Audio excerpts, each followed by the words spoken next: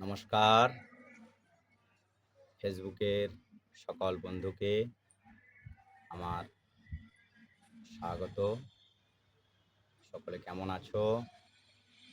আজ যে বিষয় নিয়ে আমি আসছি এবং আলোচনায় এসেছি তা হলো পূজা তো শিক্ষা, মানে পূজার যে আলোচনা, পূজা কিভাবে হবে বা কিভাবে করা হয়, কার পর কি করা হয়, সেগুলো তো সব অবশ্যই বলা হবে। তার আগে যে কোনো কর্ম এবং কাজ করতে গেলে আমাদের কিছু জিনিসের সঙ্গে পরিচিতি হতে হবে, যে কোনটার কি নাম। আগে জানতে হবে জিনিসগুলোর কি নাম। যে জিনিসগুলো আজকে আমি দেখাবো তা প্রত্যেকেরই জানা, প্রত্যেকেই জানেন। কিছু কিছু হয়তো জিনিসের নাম নাও জানতে পারেন, আবার কিছু কিছু জিনিসের নাম হয়তো জানেন। হয়তো দেখা যাবে প্রায়ই হয়তো অনেকেই হয়তো জানে যে জিনিসগুলো আমি দেখাবো। এখানে আমার কাছে যে জিনিসগুলো উপলব্ধ আছে আমি আপনাদের কাছে দেখাচ্ছি। আমার উদ্দেশ্য, যারা নূতন, যারা আমাদের এই নতুন প্রজন্ম, তারা যাতে সঠিক শিক্ষা পায়, সেই জন্যেই আমার এই ভিডিওটি করা। ভিডিওটিতে আমি যে জিনিসগুলো দেখাবো প্রত্যেকেই দেখবেন এবং ভালো লাগলে লাইক, কমেন্ট, শেয়ার করবেন। তো আমি এবার জিনিসগুলো দেখাচ্ছি। রাধে রাধে। প্রথমে আসি, পূজা করতে গেলে আমাদের যে জিনিস প্রথমেই লাগবে এই হচ্ছে কম্বল আসন।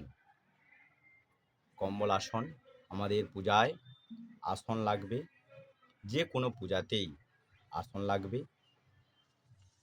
তারপরে আসি, এই হচ্ছে চন্দন কাঠ, মানে চন্দন পিঁড়ি, এবং এই হচ্ছে রক্ত চন্দন কাঠ।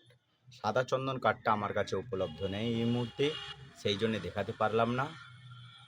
এই হচ্ছে চন্দন কাঠ, চন্দন পিঁড়ি। এবার আসি কোষা এবং কুশি। এই হচ্ছে কুশি, এই হচ্ছে কষা। কষাকুচি এটার নাম, ভালো করে দেখে রাখুন। এবার এই হচ্ছে আমার কাছে যেমন উপলব্ধ আছে ছোট্ট প্রদীপ। পূজার যে কোনো পূজার জন্যে একটি প্রদীপ লাগবে, তো এই হচ্ছে আমার কাছে ছোট প্রদীপ। বড় প্রদীপ আছে অনেকেরই, এই হচ্ছে একটি প্রদীপ। এরপর হচ্ছে ধূপদানি। ধূপদানিও নানান প্রকারের হয়, তো এই একটি হচ্ছে ধূপদানি। এবার আসি, এ হচ্ছে আমাদের ঘণ্টা, পূজার যে গরুর ঘণ্টা আমার, এ হচ্ছে ঘণ্টা। তারপরে আসি, এই যে জিনিসটা, এটা হচ্ছে জাগ প্রদীপ। এর কাঁচটা ভেঙে গেছে, সেই জন্য কাঁচটা দেখাতে পারছি না।